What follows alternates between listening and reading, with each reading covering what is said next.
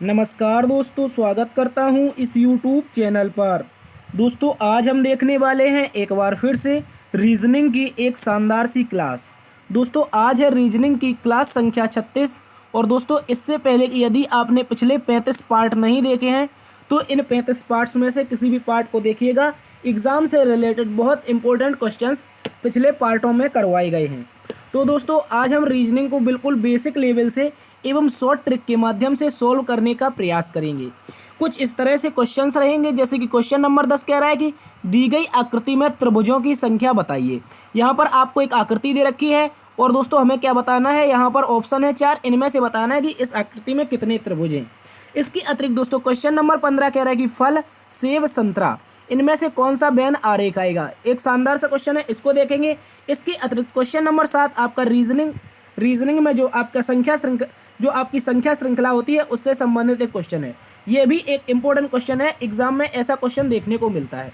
तो बने रहिएगा हमारे साथ। यदि आप इनमें से किसी भी एग्जाम्स की तैयारी कर रहे हैं, जैसे आपका उत्तर प्रदेश पुलिस, कौन कौन, Uttar Pradesh police, Uttar Pradesh SI, Bihar police, Bihar SI, Madhya Pradesh police और मध्य प्रदेश एसआई। इसके अतिरिक्त दोस्तों आप याद रखेंगे केंद्र लेवल का एग्जाम, जैसे CISF, CRPF, ITBP, CISF, Delhi police, ठीक है, इसको याद रखेंगे। इसके अतिरिक्त दोस्तों आपका एसएससी का कोई भी एग्जाम, जैसे आपका सीएचएसएल, सीपीओ, एमटीएस, सीजीएल और आपका बहुत सारे एग्जाम जो आपका एसएससी कंडक्ट करवाता है। इसके अतिरिक्त दोस्तों रेलवे का कोई एग्जाम या बैंकिंग का कोई एग्जाम, दोस्तों इन सभी एग्जाम्स में आपका रीजनिंग पूछा जाता है। क्या पूछा जाता है, आप याद रखेंगे, रीजनिंग पूछा जाता है। और रीजनिंग एक इंपॉर्टेंट सब्जेक्ट है जिसमें आपके जो पासिंग मार्क्स होंगे, यदि रीजनिंग में आप थोड़ी सी मेहनत कर लेंगे तो आप टॉप कर जाएंगे, ठीक है। तो यदि आपको क्वालिफाई करना है तो रीजनिंग एक इंपॉर्टेंट सब्जेक्ट है, ठीक है। तो इस क्लास को पूरा देखिएगा यदि आप इनमें से किसी भी एग्जाम्स की तैयारी कर रहे हैं। चलते हैं दोस्तों बिना किसी देरी के आज के पहले प्रश्न की तरफ। आज का पहला प्रश्न आपसे कह रहा है कि यहाँ पर उर्वरक यानी कि जो खाद होती है वो फसल से संबंधित है। तो हमें 2 क्वेश्चन मार्क दे रखे हैं, यानी कि एक क्वेश्चन मार्क अगले क्वेश्चन मार्क से कैसे संबंधित हो जाएगा। देखिए, अगर बात करें उर्वरक यानी खाद की बात की जाए तो फसल में क्या करती है दोस्तों, ये वृद्धि करती है, यानी कि फसल की वृद्धि के लिए क्या सहायक है, आप कहेंगे सर उर्वरक सहायक है। जैसे आपने यूज किया होगा यूरिया, जैसे आप फसल की वृद्धि चाहते हैं तीव्र गति से तो यूरिया का इस्तेमाल करते हैं। इसके अतिरिक्त आप लोगों ने दोस्तों डीएपी यूज़ किया हो। ये सारे के सारे क्या होते हैं, उर्वरक होते हैं। और उर्वरकों को जो कार्य होता है वो फसल की वृद्धि करना होता है। उसी प्रकार देखिए, जो ये संबंध पहले में है वही संबंध लास्ट के 2 में होना चाहिए। तो क्या शिक्षक का जो कार्य होता है वो शिक्षा में वृद्धि करना होता है, आप कहेंगे सर होता है, ठीक है। इसके अतिरिक्त क्लोरीन का कार्य जल में वृद्धि करना होता है, या फिर टॉनिक का कार्य शरीर में वृद्धि करना होता है। इसका जो एग्जैक्टली उत्तर बनेगा वो सर ऑप्शन नंबर सी बनेगा। वो कैसे बनेगा ऑप्शन नंबर सी, इसको आप लोग अच्छे से याद रखेंगे।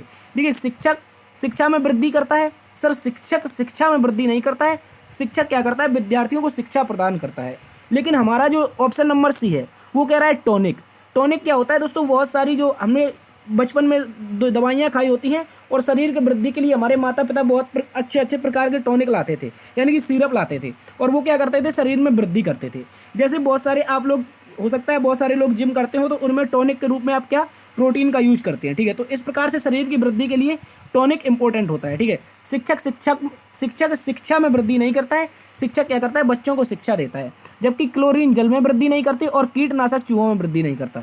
लेकिन जो इसका एग्जैक्टली उत्तर होगा वो ऑप्शन नंबर सी हो जाएगा। इसको आप लोग अच्छे से याद रखेंगे, ठीक है। तो दोनों क्वेश्चन मार्क के स्थान पर क्या आ जाएगा, पहले वाले में टॉनिक आ जाएगा, ठीक है, इसको याद रखेंगे। और दूसरे वाले में क्या आ जाएगा सर, शरीर आ जाएगा। बहुत इंपॉर्टेंट क्वेश्चन है दोस्तों, एग्जाम में पूछा गया क्वेश्चन है, ठीक है, इसको याद रखेंगे। चलते हैं अगले क्वेश्चन की तरफ। अगला क्वेश्चन दोस्तों एक शानदार सा क्वेश्चन है, कह रहा है चित्र में संख्या व्यक्तियों को प्रदर्शित करती है। यानी कि ये जो संख्या दे रखी है ये किसको प्रदर्शित कर रही है, आप कहेंगे सर क्वेश्चन में कह रखा है कि व्यक्तियों को प्रदर्शित कर रही है। जो भी ये संख्या दे रखी है किसको प्रदर्शित कर रही है, व्यक्तियों को। कह रहा है जो भाषाएं जानते हैं, यहाँ पर भाषाएं भी आपकी 3 प्रकार की दे रखी हैं, अंग्रेजी, हिंदी, फ्रेंच, ठीक है, ये भाषाएं जानते हैं। सभी भाषाएं जानने वाले व्यक्तियों, यानी कि सभी भाषाएं जानने वाले व्यक्तियों का फ्रेंच ना जानने वाले व्यक्तियों से अनुपात क्या होगा। ठीक है दोस्तों, शानदार सा क्वेश्चन है और आसान क्वेश्चन है, इसको हम बहुत आसानी से सॉल्व करेंगे।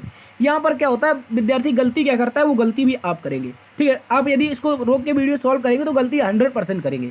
लेकिन आप यहाँ पर देखिए, अब हम कह रहा है, हमसे क्वेश्चन कह रहा है कि सभी भाषाएं जानने वाले व्यक्ति, तो सभी भाषाएं कौन कौन, हिंदी, फ्रेंच और अंग्रेजी। यानी कि सभी भाषाएं जानने वाले व्यक्ति, तो आप लोग क्या करते हैं सर, सभी नंबर उठा के जोड़ने लगते हैं। क्या करने लगते हैं आप, सभी नंबर उठाते हैं और जोड़ने लगते हैं। लेकिन आपको ये नहीं करना है। यहाँ पर क्वेश्चन में हमसे कहा दोस्तों सभी भाषाएं, यानी कि हिंदी भी जानता हो, फ्रेंच भी जानता हो और अंग्रेजी भी जानता हो। ऐसे व्यक्ति जो हिंदी, अंग्रेजी और फ्रेंच जानते हो वो कहाँ पर आ रहे हैं, आप कहेंगे सर इस सर्कल में आ रहे हैं। कौन से सर्कल में, एक बार से कलर चेंज कर लेते हैं, इस सर्कल में आ रहे हैं। कौन से सर्कल में, आप कहेंगे ये तीनों भाषाओं को जानने वाले, क्योंकि ये जो सर्कल है ये किसका है, हिंदी का है, ये हिंदी में भी आ रहा है, ठीक है। और ये सर्कल आपका अंग्रेजी का है, तो ये 100 आपका जो है यहाँ पर देखिए, ये जो 100 है ये आपका अंग्रेजी वाले में भी आ रहा है। उसके अतिरिक्त फ्रेंच जानने वालों में भी 100 आ रहा है। यानी कि तीनों भाषाएं जानने वाले जो व्यक्ति होंगे आप कहेंगे सर 100 होंगे। कितने होंगे, 100। इसको आप लोग अच्छे से याद रखेंगे। ये गलती विद्यार्थी कर देता है, वो क्या करता है सारे के सारे जोड़ के और फ्रेंच ना जानने वालों से क्या कर देता है, तुलना कर देता है, अनुपात निकाल देता है, जो कि गलत हो जाता है, ठीक है। अब देखिए यहाँ पर क्या रखा है कि फ्रेंच भाषा है यहाँ पर दे रखी है नीचे वाले सर्कल में। कौन से सर्कल में, आप कहेंगे सर इस सर्कल में, ठीक है। इस वाले सर्कल में फ्रेंच ना जानने वाले, ठीक है। तो फ्रेंच ना जानने वाले कौन होंगे, हमें पता है फ्रेंच जानने वाले इतने इतने से व्यक्ति हैं। कितने, ये पूरे सर्कल के व्यक्ति क्या जानते हैं सर, फ्रेंच जानते हैं, ठीक है। कैसे भी जानते हो लेकिन वो जानते क्या है, फ्रेंच जानते हैं। तो जो तीनों भाषाएं जानते हैं वो 100 व्यक्ति हैं, और फ्रेंच ना जानने वाले व्यक्ति को कितने हो जाएंगे, आप कहेंगे सर यहाँ पर 200 हैं, 110 हैं, सॉरी 120 हैं और 220 हैं। तो हम क्या करेंगे सर, यहाँ कहीं कोने में इसको जोड़ लेंगे। सबसे पहले 200, फिर उसके बाद 120, फिर कितना 220, और इसको जोड़ेंगे तो सर 540 आएगा। क्या आएगा, 540। और सीधा इसका 540 से अनुपात निकाल देंगे। जब हम 540 से अनुपात निकालेंगे तो अनुपात निकालने क्या करते हैं, 0 से 0 काट दिया। अब वह संख्या से काटना है जैसे कि छोटा से छोटा अनुपात बन जाए, तो हम सर 2 से काट देते हैं। 2 से काटेंगे 5 आएगा। उसके बाद क्या आ जाएगा आपका, 2 से यहाँ पर काटेंगे तो 27 आ जाएगा। क्या अब और भी कट रहा है, तो हम कहेंगे सर नहीं कट रहा है, इससे ज़्यादा आपका नहीं कट रहा है। तो 5 और 27 का अनुपात कहाँ पर दे रखा है।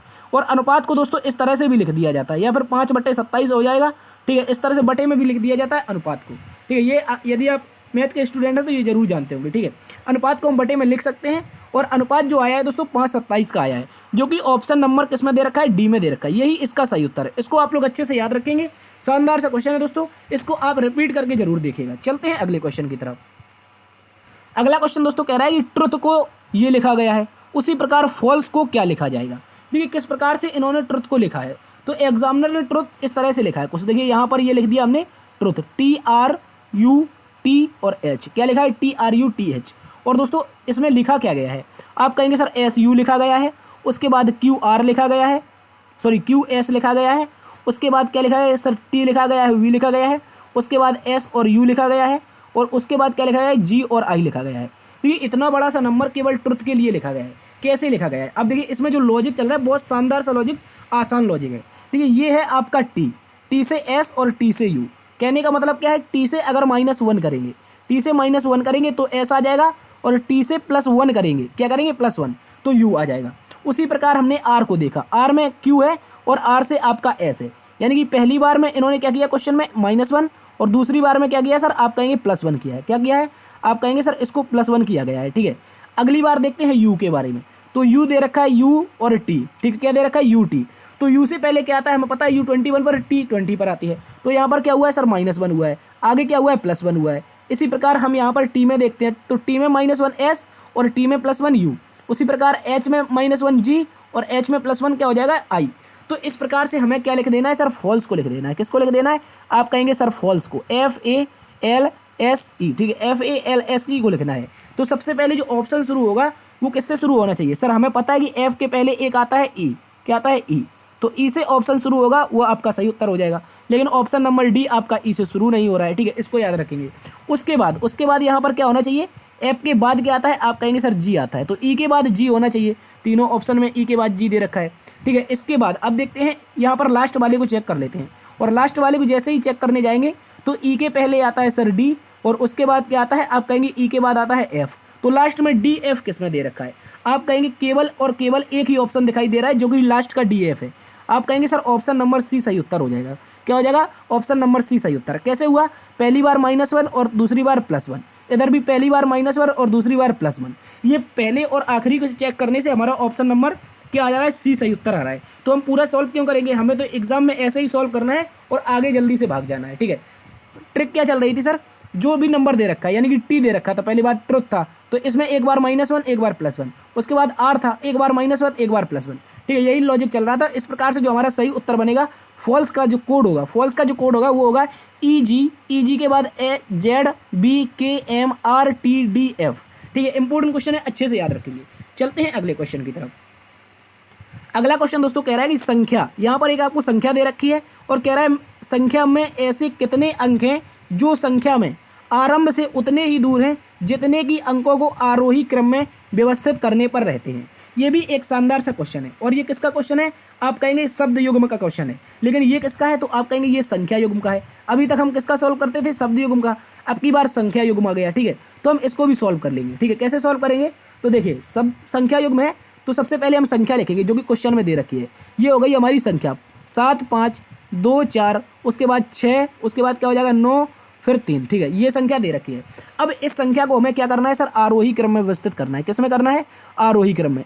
और आरोही क्रम कौन सा होता है? बढ़ता हुआ क्रम, यानी कि छोटे से बड़े नंबर को हमें यहाँ पर लिखना है। तो हम सबसे पहले क्या करेंगे सर? आप कहेंगे सबसे छोटा नंबर देखेंगे। तो सबसे छोटा नंबर जैसे ही हम देखने जाते हैं तो यहाँ पर सबसे छोटा क्या दिखाई दे रहा है? 2 दिखाई दे रहा है। तो पहले नंबर पर 2 रख देंगे। उसके बाद क्या है सर? 3 है।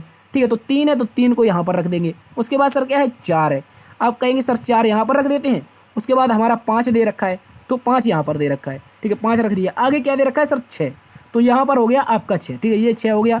उसके बाद क्या है सर? आप कहेंगे 7 दे रखा है। उसके बाद क्या है? सबसे बड़ा वाला नंबर 9 है। ठीक है, तो इस प्रकार से 9 हो जाएगा। अब देखिए, जब इनको हमने अक्षरों को ये अंक जो अंक दे रखे थे, पहले अंक को पहले यानी कि जो संख्या दे रखी थी, इस संख्या को जब हमने आरोही क्रम में व्यवस्थित किया तो आरोही क्रम में व्यवस्थित करने पर ऐसे कितने अंक हैं जिनका स्थान क्या हुआ? अपरिवर्तित रहा, यानी कि स्थान परिवर्तित नहीं हुआ। तो हम कहेंगे सर देखिए, 2 का स्थान परिवर्तित हो चुका है, 3 का स्थान परिवर्तित, 4 का स्थान परिवर्तित, 5 का स्थान परिवर्तित। और आप कहेंगे सर 6 एकमात्र ऐसा नंबर है जिसका स्थान परिवर्तित नहीं हुआ है। 9 और 7 इनका भी स्थान परिवर्तित हो चुका है। तो आप कहेंगे सर एकमात्र ऐसा नंबर है जितने की जो ये संख्या दे रखी है, इस संख्या में ऐसे एक अंक है जो संख्या में आरंभ से उतने दूर थे जितने की अंकों को आरोही क्रम में व्यवस्थित करने पर रहेंगे। तो सर हम कहेंगे इसका जो ऑप्शन होगा, ऑप्शन नंबर ए सही उत्तर हो जाएगा। ठीक है, उम्मीद करता हूँ आपको समझ में आया होगा। यदि समझ में नहीं आया तो एक बार से वीडियो को रिपीट करके देख लीजिएगा तो समझ में आ जाएगा। चलते हैं अगले क्वेश्चन की तरफ। अगला क्वेश्चन दोस्तों, यहाँ पर एक श्रृंखला का शानदार सा क्वेश्चन दे रखा है जो आपकी कौन सी श्रृंखला है? कहेंगे शब्द श्रृंखला। और जब भी शब्द श्रृंखला आती है दोस्तों तो इसको हम क्या करते हैं? हमने आपको बताया था, जब भी ऐसा क्या दे रखे, क्वेश्चन दे रखे, तो इसमें सबसे पहले कुछ नहीं करना है, आपको नंबर काउंट कर लेना है। सबसे पहले नंबर काउंट कर लेना है और उसके बाद पेयर बना लेने हैं। तो नंबर काउंट करते हैं 1 2 3 4 5 6 7 8 9 10 11 12 13 14 15 16 17 18। दोस्तों कितने नंबर मिले? तो आप कहेंगे सर 18 नंबर मिले। कितने मिले? 18।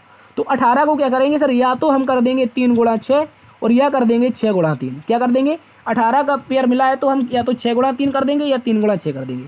तो इसमें हम क्या करते हैं? बड़ा पेयर बना लेते हैं। क्या बना लेते हैं? बड़ा पेयर बना लेते हैं। तो 6 अंकों का बनाएंगे। 6 अंकों में कितने मिलेंगे? 3 अंक यहाँ पर, 3 अंक यहाँ पर। ठीक है, इसको आप लोग अच्छे से याद रखेंगे। ये हमारा एक पेयर बन गया। उसके बाद 6 अंकों का और आगे बनाएंगे तो 6 अंकों का एक ये बन गया। ठीक है, क्या बन गया? 1 मिनट, यहाँ पर एक 6 अंकों का ये पेयर रहा। ठीक है, इसको आप लोग अच्छे से याद रखेंगे। इस तरह से बना। अब हमें क्या करना है? कलर चेंज करके सीधा भरने लगना है, यानी कि शुरुआत से कैसा नंबर दे रखा है इसको हमें सीधा भरना है, फिलअप करना है। तो सबसे पहले देखिए, यहाँ पर देखते हैं एल दे रखा है, तो यहाँ पर एल नहीं है। उसके बाद क्या नहीं है? एल दे रखा है। ठीक है, तो यहाँ पर क्या चल रहा है सर? पहले नंबर पर एल है तो हम क्या कर देंगे? यहाँ पर एल भर देंगे। क्या भर देंगे? एल भर देंगे। ठीक है, ये रहा आपका एल।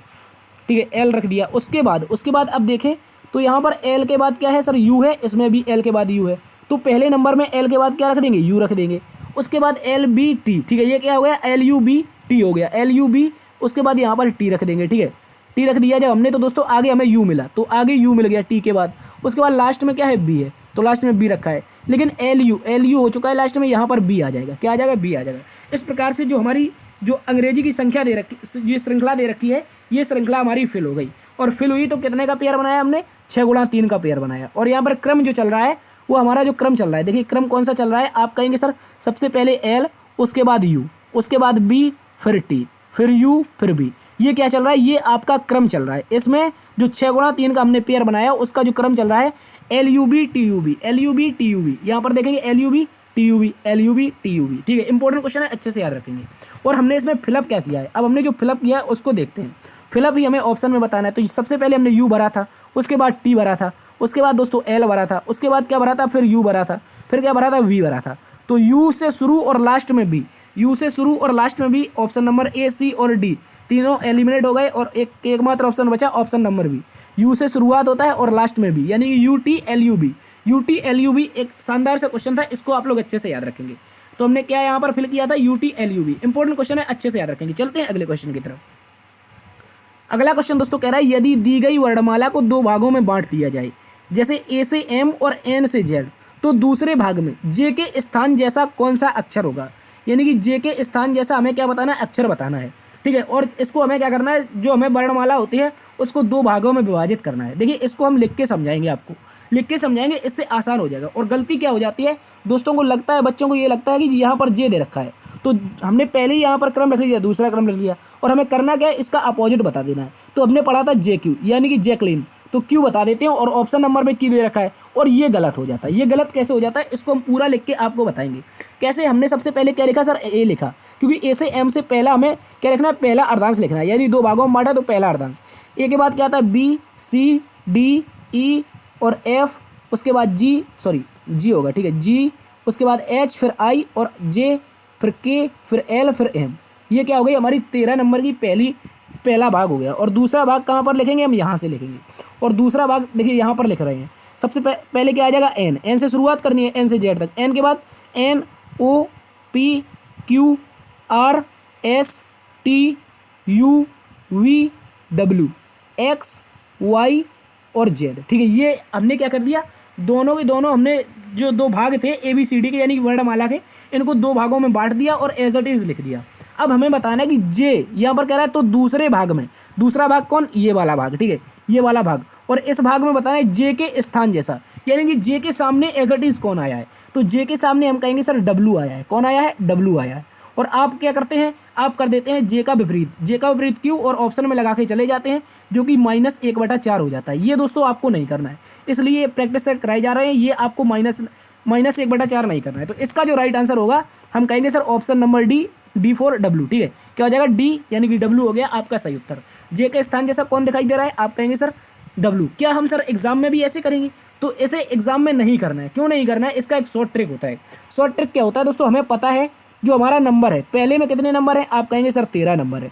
ठीक है, उसके बाद दूसरे में कितने हैं, वो भी 13 नंबर है। लेकिन हमें पता है कि पहला अर्धांश जो है, पहले अर्धांश में जे कितने पर आता है, 10 पर आता है। तो दूसरे अर्धांश में जो भी नंबर 10 पर आएगा वही आपका सही उत्तर हो जाएगा। ठीक है, तो हम क्या कर देंगे, 13 में 10 जोड़ देंगे, और 13 में जब 10 जोड़ेंगे तो कितना आ जाएगा, 23 आ जाएगा। और 23 आ जाएगा दोस्तों, तो इसको क्या कर देंगे, शुरुआत से 23वां कौन होता है, शुरुआत से 23वां आप कहेंगे सर W होता है। चुटकियों में आंसर आ गया। लेकिन ये सारा का सारा जो क्रम किया, ये सिर्फ आपको समझाने के लिए किया। ठीक है, उम्मीद करता हूँ आपको समझ में आया होगा। इसका जो राइट आंसर हो गया ऑप्शन नंबर D W हो जाएगा। ठीक है, चलते हैं अगले क्वेश्चन की तरफ। अगला क्वेश्चन दोस्तों कह रहा है शानदार सी एक श्रृंखला दे रखी है और हमें बताना है कि श्रृंखला का लास्ट जो पद है वो कौन सा पद होगा। ठीक है, ये भी एक शानदार सा क्वेश्चन है। आपको 4 ऑप्शन दिए गए हैं, इनमें से हमें बताना है कि कौन सा पद आएगा। देखिए, अगर बात कर लें इस तरह की जब भी श्रृंखला आती है, देखिए पहले बड़ा नंबर, फिर छोटा नंबर, फिर बड़ा नंबर, फिर छोटा नंबर, फिर बड़ा नंबर, फिर छोटा नंबर होना चाहिए। लेकिन इस तरह की श्रृंखला आएगी तो क्या हम इसको किस तरह से सॉल्व करेंगे। तो जब भी ऐसी श्रृंखला आएगी, सबसे पहले आपको क्या लिख लेना है, वो श्रृंखला को लिख लेना है। ठीक है, 48, 24, 96, उसके बाद फिर से 48, और उसके बाद क्या हो जाएगा 192, और उसके बाद क्वेश्चन मार्क। ठीक है, ये हो गया क्वेश्चन मार्क। अब हमें करना क्या है, अब हम कहेंगे सर इसको शानदार तरीके से सॉल्व करेंगे, अल्टरनेट सॉल्व करेंगे। कैसे, अल्टरनेट। ठीक है, अल्टरनेट सॉल्व करेंगे तो हमारा सही उत्तर जल्दी से आ जाएगा। ठीक है, ये हो गया अल्टरनेट। तो पहला स्थान ये, अल्टरनेट में तीसरा और पांचवा। अब दूसरे से देखते हैं, तो दूसरे से देखते हैं, कलर चेंज कर लेते हैं। ठीक है, यहाँ पर दूसरे से अगर देखें तो दूसरे में 24, उसके बाद 48, उसके बाद क्या हो रहा है, क्वेश्चन मार्क। अब देखिए यहाँ पर क्या चला था, 48 दूना 96, और 96 दूना कितना हो गया, 192। उसी प्रकार यहाँ पर दे रखा है 24 दूना 48, तो 48 दूना कितना हो जाएगा, आप कहेंगे सर 48 दूना 96। तो 96 हमारा जो ऑप्शन में दे रखा होगा वही सही उत्तर हो जाएगा। ठीक है, इसको आप लोग अच्छे से याद रखेंगे। उम्मीद करता हूँ आपको समझ में आएगा। चलते हैं अगले क्वेश्चन की तरफ, इसको आप लोग अच्छे से याद रखेंगे। अगला क्वेश्चन दोस्तों कह रहा है कि यदि P का अर्थ क्या है दोस्तों, कह रहा है P का अर्थ भाग है, N का अर्थ गुणा है, L का अर्थ प्लस है, और M का अर्थ माइनस है, तो दिए गए समीकरण का सही उत्तर ज्ञात कीजिए। ये हमें समीकरण दे रखा है, इसका क्या बताना है, एक सही उत्तर बताना है। देखिए इसको किस तरह से सॉल्व करते हैं। तो सबसे पहले हम क्या करेंगे सर, नंबर लिख लेंगे। पहले 5 लिखा है, उसके बाद फिर दूसरा 5 लिखा है, उसके बाद सर तीसरा 5 लिखा है, उसके बाद यहाँ पर चौथा 5 लिखा है, उसके बाद क्या लिखा है, पाँचवा 5 लिखा है। ठीक है, पाँच बार 5 का क्रम दे रखा है। और अब हमें क्या करना है, जो भी प्रतीक थे इनके स्थान पर हमें जो जो आपके नंबर दे रखे हैं, यानी कि जो समीकरण होंगे, समीकरण वाले सूत्र होंगे, उनको प्रतीकों को यहाँ पर रख देंगे। ठीक है, अब देखिए यहाँ पर सबसे पहले क्या दे रखा है, एन। तो एन का अर्थ क्या बताया, आप कहेंगे सर एन का अर्थ हमें गुणा बताया, तो एन का अर्थ गुणा हो गया। फिर क्या दे रखा है, पी, और पी का अर्थ क्या है सर, भाग है, पी का अर्थ भाग हो गया। आगे क्या दे रखा है, एल, और एल का अर्थ क्या बताया, आप कहेंगे सर एल का अर्थ प्लस बताया, तो एल का अर्थ हो गया प्लस, और यहाँ पर एम दे रखा है लास्ट में, एम का अर्थ हो जाएगा माइनस। अब इसको सॉल्व करना है। अब जब इसको सॉल्व करेंगे तो क्या करेंगे दोस्तों, हम बोर्ड मास का प्रयोग करेंगे। किसका, बोर्ड मास का। और बोर्ड मास का प्रयोग करते हैं तो ब्रैकेट सबसे पहले यूज करते हैं, लेकिन ब्रैकेट इसमें है नहीं, तो सबसे पहले क्या यूज करेंगे, डिवाइड, यानी कि भाग। तो 5 का देंगे 5 में भाग, तो कितने बार जाएगा, एक बार। तो इस बार क्या हो जाएगा, 5 गुणा 1, और प्लस में 5 माइनस में 5। ठीक है, इसको याद रखेंगे। 5 गुणा 1 करेंगे दोस्तों, आप कहेंगे 5 गुणा 1 5 होता है, और प्लस में 5 और माइनस में 5, तो 5 5 10 और माइनस 5, 5 5 10 और माइनस 5 कितना हो जाएगा, आप कहेंगे सर 5 5 10 माइनस 5 यानी कि 5 हो जाएगा। और कौन से ऑप्शन में 5 दे रखा है, आप कहेंगे सर ऑप्शन नंबर सी में। ऑप्शन नंबर सी इसका सही उत्तर हो जाएगा। ठीक है, शानदार सा क्वेश्चन था, इसमें कुछ नहीं करना है, जो भी प्रतीक दे रखे थे उनके स्थान पर हमें ये क्या कर देने हैं, जो भी समीकरणीय सूत्र होते हैं इनको रख देना है। ठीक है, इसको याद रखेंगे, इसको आप लोग अच्छे से याद रखेंगे। जब भी ऐसे नंबरों के इनके प्रतीक के स्थान पर रखेंगे तो आपका सही आंसर आ जाएगा। और इसमें बोर्ड मास का प्रयोग करना बिल्कुल ना भूलें। ठीक है, चलते हैं अगले क्वेश्चन की तरफ। अगला क्वेश्चन दोस्तों कह रहा है कि नीचे दिए हुए पासे में एक के विपरीत क्या होगा। यहाँ पर आपको एक शानदार सा पासा दे रखा है। आप कहेंगे सर ये कैसा पासा है, ये दोस्तों एक ओपन डाइस है। क्या है, ओपन डाइस। और ओपन डाइस को किस तरह से सॉल्व करेंगे, बहुत आसानी से, मात्र 10 सेकंड के अंतर्गत इसका उत्तर आएगा। ठीक है, इसको देखेंगे। देखिए, जब भी इस तरह का ओपन डाइस हो, और हमने आपको पिछली क्लासेस जब करवाई हैं तो ओपन डाइस में क्या बताया दोस्तों, इसमें जो तीसरा पद होता है, यहाँ पर क्या होता है, जो तीसरा पद होता है वो एक दूसरे के क्या होता है, अपोजिट होता है। क्या होता है, अपोजिट।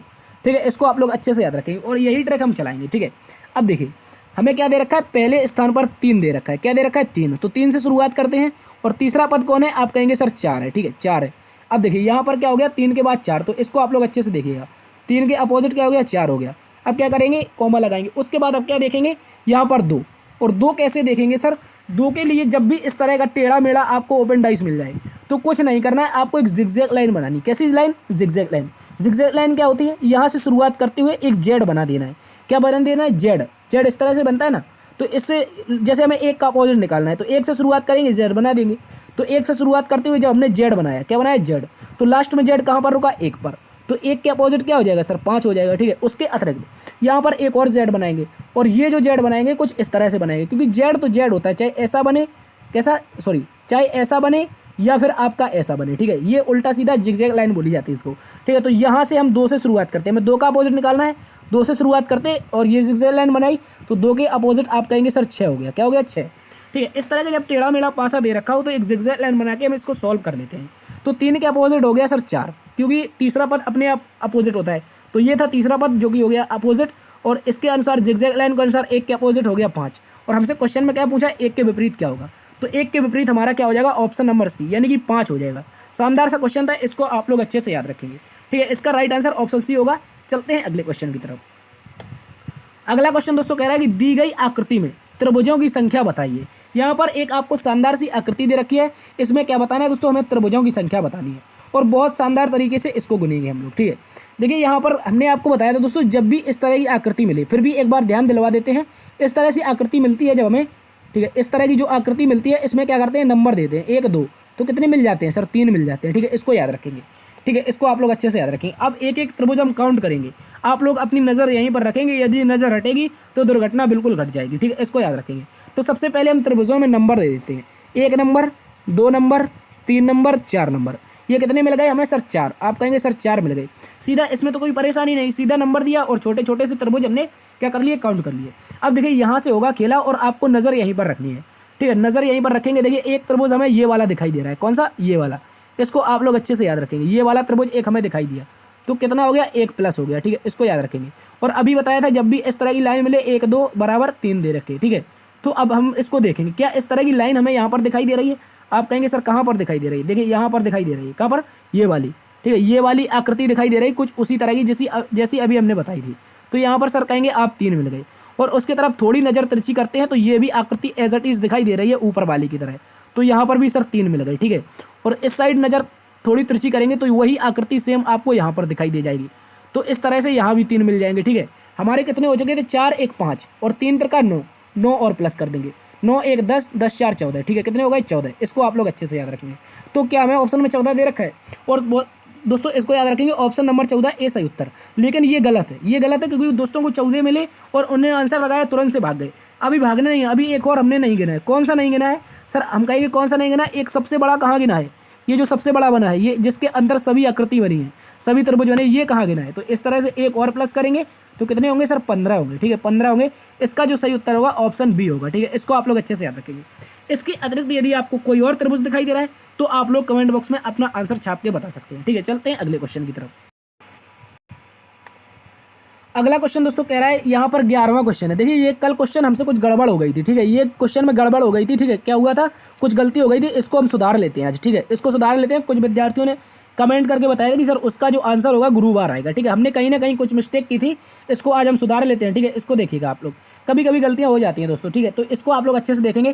कह रहा है परसों किरण का जन्मदिन था, तो हमने क्या बताया था? परसों किरण का जन्मदिन था और अगले सप्ताह उसी दिन शिवरात्रि है। यानी कि जिस दिन मान लीजिए परसों किरण का जन्मदिन है, उसके अगले सप्ताह उसी दिन, किस दिन? जिस दिन किरण का जन्मदिन, उसी दिन क्या है? शिवरात्रि है। कह रहा है यदि आज सोमवार है तो बताइए कि शिवरात्रि के बाद कौन सा दिन होगा, ये बताना है, शिवरात्रि के बाद कौन सा दिन, ठीक है। इसको आप लोग अच्छे से याद रखेंगे। तो हमने बताया था जब भी इस तरह क्वेश्चन आए तो दोस्तों आपको क्या करना है? सबसे पहले ये लिखना है, ये क्या है? आज। आज लिख लेंगे तो आधा क्वेश्चन 50% हमारा सॉल्व हो जाएगा, ठीक है। तो हम सबसे पहले क्या करते हैं सर? आज लिख लेते हैं। क्या लिख लेते हैं? आज, ठीक है। ये हमने लिख लिया आज। और परसों है, यानी कि परसों किरण का जन्मदिन है। क्या है? परसों है का मतलब क्या है? भविष्य वाला। अभी यदि होता है यहाँ पर परसों किरण का जन्मदिन था तो बीता हुआ परसों हो जाता, लेकिन अभी आने वाले परसों की जन्मदिन की बात कर रहा है। तो ये रहा आज, ये रहा कल, ये रहा परसों, ठीक है। तो परसों जो किरण का जन्मदिन है, यानी कि ये हो गया K4 किरण हो गई, और किरण का क्या हो गया? बर्थडे हो गया, ठीक है। ये हो गया किरण का बर्थडे, ठीक है। यहाँ पर किरण का क्या है? बर्थडे है, ठीक है। इसको याद रखेंगे। अब कह रहा है अगले सप्ताह उसी दिन शिवरात्रि है, यानी कि इस दिन किरण का जो बर्थडे है, इस दिन के अगले सप्ताह, यानी कि यही दिन जो आएगा अगला वाला, उसी दिन क्या है? शिवरात्रि है। देखिए यहाँ पर क्या है? शिवरात्रि। 1 2 3 क्या हो गया? 4 5 6 7 और 8, ठीक है। इससे क्या होगा? इससे हमें अगले सप्ताह का दिन पता चला जाएगा, ठीक है। क्या हो जाएगा? अगले सप्ताह का दिन पता चला जाएगा। लेकिन यहाँ पर एक बात क्या रखी है? क्या बात क्या रखी कि आज तो सर सोमवार है, आज सोमवार है, ये हो गया आज सोमवार है, ठीक है। क्या हो गया? आज सोमवार। आज सोमवार हो गया, कल मंगलवार हो गया, और परसों क्या हो गया सर? बुधवार हो गया। क्या हो गया? बुधवार, ठीक है। इसको याद रखेंगे। परसों हो गया बुधवार। अब कह रहा है अगले सप्ताह जिस दिन किरण का बर्थडे था, किरण का बर्थडे कब था? बुधवार को था। और अगले सप्ताह जिस दिन बर्थडे था उसी दिन क्या होगा सर? शिवरात्रि होगी। तो शिवरात्रि किस दिन हो जाएगी सर? बुधवार को हो जाएगी। किस दिन हो जाएगी? बुधवार को, ठीक है। इस तरह से हमने इसको सॉल्व किया था। अब कह रहा है कि बताइए शिवरात्रि के बाद कौन सा दिन होगा। यहीं पर हमने दोस्तों ये मिस्टेक कर दी थी। मिस्टेक क्या की थी? हमने दोस्तों बाद वाला ये नहीं देखा था, ठीक है। शिवरात्रि वाला दिन निकाल दिया था और बुधवार आंसर बता दिया था। उसके लिए हम क्षमा चाहते हैं। इसका जो सही उत्तर होगा, कह रहा है शिवरात्रि के बाद वाला दिन। शिवरात्रि के बाद कौन आएगा? बुधवार के बाद क्या आएगा? गुरुवार आ जाएगा, ठीक है। तो जो विद्यार्थियों ने कमेंट करके बताया था उनको बहुत बहुत शाबाशी, ठीक है। उनका जो सही उत्तर हो जाएगा वो ऑप्शन नंबर बी गुरुवार हो जाएगा, ठीक है। आप लोग भी कमेंट करके क्वेश्चन को अच्छे तरह से पढ़ा करिएगा और इसको शानदार तरीके से देखिए, ठीक है। इसका जो राइट आंसर होगा दोस्तों वो गुरुवार हो जाएगा, ठीक है। उम्मीद करता हूँ अब आपको समझ में आ गया होगा। चलते हैं अगले क्वेश्चन की तरफ। अगला क्वेश्चन देखिए, यहाँ पर कोडेड ब्लड रिलेशन का एक शानदार सा क्वेश्चन है। देखिए कोडेड ब्लड रिलेशन का एक शानदार क्वेश्चन है। क्या रखा है? ए गुणा बी का अर्थ है ए बी का भाई है, ए माइनस बी का अर्थ है ए बी की माता है, ए प्लस बी का अर्थ है ए बी का पिता है। आगे कह रहा है ए भाग बी का अर्थ है ए बी की बहन है, ठीक है। ये कोडेड ब्लड रिलेशन क्वेश्चन है। इसमें क्या करना होता है? आगे वाले का जो संबंध है वो पीछे वाले से होता है, ठीक है। इसको याद रखेंगे। देखिए जब इसको सॉल्व करना है तो हमें एक यहाँ पर क्या दे रखा है? इस तरह से क्वेश्चन दे रखा है, ये क्वेश्चन, और बताना है इस क्वेश्चन में पी का जे से क्या संबंध है, ये बताना है दोस्तों। पी का जे से क्या संबंध है? देखिए बहुत शानदार तरीके से इसको सॉल्व करते हैं। सबसे पहले क्या करना है? यहाँ पर क्या रखा है? डिवाइड। तो डिवाइड कहाँ पर है? ये रहा डिवाइड। डिवाइड में क्या क्या रखा है? आगे वाला जो व्यक्ति है, आगे वाला व्यक्ति कौन दे रखा है? हमें जे। ये रहा आगे वाला व्यक्ति। आगे वाला पीछे वाले की क्या है दोस्तों? बहन है। आगे वाली बहन बना देंगे, ठीक है। कलर चेंज कर लेते हैं थोड़ा, ये विजुअल नहीं हो रहा है, ठीक है। तो ये रहा जे, और जे को क्या बनाना है? बहन। तो बहन के लिए क्या लगाएंगे सर? माइनस लगाएंगे, ठीक है। जे के ऊपर माइनस हो गया। आगे वाली बहन है किसकी? आप कहेंगे सर पीछे वाले आर की, ठीक है। अब कह रहा है माइनस, और माइनस में क्या क्या रखा है? ये रहा माइनस, ठीक है। क्या है? माइनस। और माइनस में क्या रखा है दोस्तों हमसे? आगे वाली क्या है दोस्तों? आगे वाली क्या है? पीछे वाले की माता है। आगे वाली ये हो गई माता, यानी कि इसको भी माइनस बनाएंगे। और पीछे वाला कौन है? आप कहेंगे सर पीछे वाला पी दे रखा है, ये रहा पी, ठीक है। इसको आप लोग अच्छे से याद रखेंगे। अब कह रहा है यहाँ पर पी हो गया, और डिवाइड क्या हो गया? टी। क्या हो गया? डिवाइड हो गया पी, सॉरी डिवाइड हो गया टी। डिवाइड में क्या दे रखा है? आगे वाली बहन। आगे वाली यानी कि पी बहन हो जाएगी किसकी? पीछे वाले टी की, ठीक है। ये पीछे वाला रहा टी। इस तरह से आपका क्या बनेगा? डायग्राम बनेगा। जो कोडेड ब्लड रिलेशन है इसको आप लोग शानदार तरीके से देखेंगे। कह रहा था सबसे पहले डिवाइड दे रखा था, डिवाइड में आगे वाली बहन जो कि हमने जे को बना दिया, उसके बाद आगे दे रखा था माइनस, तो माइनस में क्या हो जाएगी, आगे वाली माता हो जाएगी, आगे वाली माता है तो पीछे वाला क्या हो जाएगी, यहाँ पर दे रखा है पी हो गया, ठीक है, पी की माता हो गई आर, ठीक है, पी की माता कौन हो गई, आर हो गई। उसके बाद क्या दे रखा है, डिवाइड, तो डिवाइड में अभी हमने सॉल्व किया था आगे वाली बहन, आगे वाली बहन किसकी हो गई, पीछे वाले टी की, ठीक है, लेकिन हमें अभी टी का कोई जेंडर पता नहीं चला है। अब क्वेश्चन में क्या कह रखा है, पी जे से कैसे संबंधित है, पी नाम का जो बंदा है या बंदी है, यहाँ पर माइनस है तो बंदी दे रखी है, ठीक है, यानी कि लड़की है ये, और ये जो लड़की है ये किसके, पी जे से, यानी कि जे से किसके साथ लगा है, आप कहेंगे जे के साथ, तो जे क्या कह के बुलाएगा पी को, जे कहेगा कि मेरी बहन, जे कहेगी मेरी बहन, और मेरी बहन की पुत्री यानी कि मेरी भांजी क्या हो जाएगी, मेरी भांजी हो जाएगी, ठीक है, यानी कि इसको क्या कहेंगे, भांजी कहेंगे, या फिर इसको कहा जाता है हमारी भाषा में बहनोतिन वगैरह ऐसी कुछ कहा जाता है, बहन की पुत्री बहनोतिन ऐसी कुछ कहा जाता है, ठीक है, इसको याद रखेंगे। तो लेकिन यहाँ पर जैसे यहाँ पर अगर मामा होता तो माँ यानी कि ये अगर जे मेल होता है तो मेल क्या कहता है, मेरी बहन की पुत्री मेरी भांजी, तो उसी प्रकार यदि जे आपकी लड़की है तो लड़की की जो बहन की पुत्री होगी वो भी भांजी ही कहलाएगी, ठीक है। क्वेश्चन में जो आपका रीजनिंग है इसमें भांजी ही माना जाता है, तो इसके अनुसार आपका ऑप्शन नंबर ए क्या हो जाएगा दोस्तों, सही उत्तर हो जाएगा। इसको आप लोग अच्छे से याद रखेंगे, उम्मीद करता हूँ आपको समझ में आएगा। दोस्तों यदि समझ में नहीं आया तो इस क्लास को एक बार रिपीट करके जरूर देखेंगे, क्लास लंबी हो रही है, इससे कोई फायदा नहीं है, आप लोग रिपीट करके देख लीजिए जितनी बार चाहो, ठीक है। चलते हैं अगले क्वेश्चन की तरफ।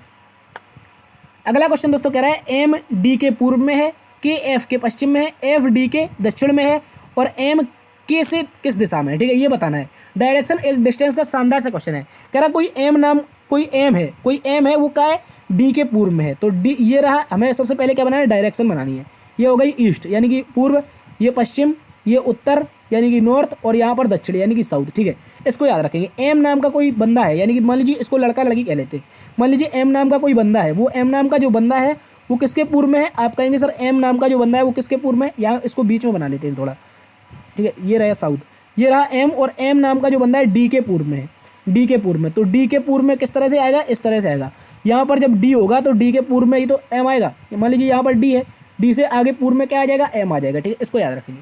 आगे कह रहा है के एफ के पश्चिम में, के एफ के पश्चिम में, तो के एफ के पश्चिम में अभी कोई हमको के और एफ से संबंधित बात नहीं दे रखी है, लेकिन आगे की जब लाइन पढ़ेंगे तो कहेगा एफ डी के दक्षिण में है, एफ नाम का कोई बंदा है वो डी के कहाँ पर है, दक्षिण में, आप कहेंगे ये हो गया एफ डी के दक्षिण में, ठीक है, एफ हो गया डी के दक्षिण में। आगे अब पीछे वाली लाइन पढ़ते हैं, कह रहा है के क्या है, एफ के पश्चिम में, के दोस्तों एफ ये रहा, और के क्या हो जाएगा, एफ के पश्चिम में हो गया, ठीक है, इसको याद रखेंगे। अब कह रहा है दोस्तों हमसे एम के से किस दिशा में, एम के से किस दिशा में, ये रहा के, और के से किस दिशा में, आप कहेंगे ये दिशा, और ये वाली दिशा कौन होती है, नॉर्थ और ईस्ट, कौन होती है, नॉर्थ ईस्ट, यानी कि उत्तर पूर्व दिशा। उत्तर पूर्व दिशा कौन से ऑप्शन में दे रखी है, हम कहेंगे सर ऑप्शन नंबर सी ही इसका सही उत्तर हो जाएगा, ठीक है, इसको याद रखेंगे। देखिए मान लीजिए यहाँ पर क्या है, आपका के है, और के से ये दिशा कौन सी हो जाएगी, यहाँ पर एम स्थित है, तो के से दिशा यही तो होगी आपकी नॉर्थ और ईस्ट, यानी कि उत्तर पूर्व। ऑप्शन नंबर सी आपका सही उत्तर है, ठीक है, इसको आप लोग अच्छे से याद रखेंगे। चलते हैं अगले क्वेश्चन की तरफ। अगला क्वेश्चन न्याय निगमन का एक शानदार सा क्वेश्चन दे रखा है, कह रहा है सभी बैग हैंडल है, सभी हैंडल क्लिप हैं और सभी क्लिप गैप हैं, कह रहा है आगे कह रहा है सभी क्लिप बैग हैं, ठीक है, और आगे कह रहा है सभी हैंडल गैप हैं, ठीक है, इसको हम लोग अच्छे से शानदार से तरीके से सॉल्व करते हैं। सबसे पहले क्या रखा है, देखिए सभी बैग हैंडल हैं, जितने भी बैग हैं यानी कि जितने भी B4 बैग हैं वो क्या है दोस्तों, आपके हैंडल हैं, H4 हैंडल हो जाएंगे, ठीक है, इसको H4 क्या बना देते हैं, हैंडल बना देते हैं, ठीक है, इसको H4 हैंडल बना दिया। आगे कह रहा है जितने भी हैंडल हैं सभी हैंडल आपके क्या हैं, क्लिप हैं, इसको थोड़ा नीचे बनाते हैं दोस्तों, इसको नीचे बनाते हैं, ठीक है। सबसे पहले जितने भी बैग थे B4 ये हो गया बैग, और क्या हो गए, पहली लाइन में क्या रखा है, जितने भी बैग हैं वो क्या है, H4 हैंडल है, ठीक है, हैंडल हो गए। कह रहा है आगे जितने भी हैंडल हैं वो क्या है, K4 क्लिप हैं, ये जितने भी हैंडल थे वो क्या हो गए, K4 क्लिप हो गए। आगे कह रहा है सभी क्लिप गैप हैं, जितने भी क्लिप हैं, कहाँ पर क्लिप है, बड़ा वाला सर्कल, और बड़ा वाला सर्कल जो है ये सभी क्लिप क्या है सर, आप कहेंगे G4 गैप दे रखा है, ठीक है, कुछ इस तरह से हमारा डायग्राम बन के सामने आएगा। अब देखिए निष्कर्ष में क्या कह रखा है, निष्कर्ष में क्या रखा है, सभी क्लिप, जितने भी क्लिप हैं क्या बैग के अंतर्गत हैं, क्या जितने भी क्लिप हैं, हम कहेंगे सर क्लिप कहाँ पर है, आप कहेंगे ये रहे क्लिप, क्लिप का ये वाला बड़ा वाला सर्कल, ठीक है, बीच वाला यानी कि ऊपर से सेकंड नंबर का सर्कल है, क्या बैग के अंदर आ जाएगा इतना बड़ा सा सर्कल, बैग का इतना छोटा सा सर्कल है और इतना बड़ा सर्कल ये बैग के अंदर रखना है, ये नहीं आएगा, ठीक है। तो इस प्रकार से हम कहेंगे जितने भी क्लिप यानी कि सभी क्लिप आपके बैग के अंतर्गत नहीं आएंगे, तो इस प्रकार से क्या हो जाएगा, पहला वाला तो गलत हो जाएगा सर, क्या हो जाएगा, पहला वाला आपका गलत हो जाएगा, इसको याद रखेंगे। आगे कह रहा है सभी हैंडल, जितने भी हैंडल हैं क्या गैप हैं, जितने भी हैंडल, देखिए यहाँ पर ये रहा हैंडल, क्या रहा, ये आपका हैंडल रहा, और हैंडल का सर्कल कौन सा है, हम कहेंगे सर ये, एक मिनट, कौन सा सर्कल है? आप कहेंगे सर ये वाला सर्कल। और ये वाला सर्कल किसके अंतर्गत है? आप कहेंगे ये वाला सर्कल क्लिप के अंतर्गत है। और उसके बाद किसके अंतर्गत? गैप के अंतर्गत। यानी कि किसके अंतर्गत आ जाएगा? आप कहेंगे ये जो हैंडल का या मान लीजिए ये आपका हैंडल है, हैंडल के ऊपर क्लिप है और क्लिप के ऊपर क्या है? गैप है। तो हमारा हैंडल तो ऑटोमेटिकली गैप के अंतर्गत आ जाएगा, क्योंकि जो हैंडल है वो पहले से आपका क्लिप के अंतर्गत है और जो क्लिप है वो गैप के अंतर्गत है। तो इस प्रकार से हम कहेंगे सर जो सेकंड नंबर क्या रखा है, सभी हैंडल, जितने भी ये हैंडल हैं वो किसके अंतर्गत हैं? सर G4 गैप के अंतर्गत। ठीक है, तो ये आपका दूसरा वाला सही हो जाएगा। और दूसरा वाला जो सही हो जाएगा, तो इस प्रकार से हम कहेंगे दोस्तों कि केवल निष्कर्ष दो सत्य। क्या कहेंगे? केवल निष्कर्ष दो सत्य। इसमें कुछ नहीं करना था, सब पहले कथन के अनुसार हमें डायग्राम के अनुसार बनाना है, तो हमने डायग्राम बना दिया। जो डायग्राम बन के आया उसमें पहला क्लिप का जो पार्ट था वो बैग के अंदर नहीं आएगा, तो इस प्रकार से गलत हो गया। आगे कह रहा है हैंडल का जो पार्ट है वो किसके अंतर्गत है? गैप के अंतर्गत है, तो दूसरा वाला सही हो गया। इस कारण से केवल दो निष्कर्ष सत्य। चलते हैं अगले क्वेश्चन की तरफ।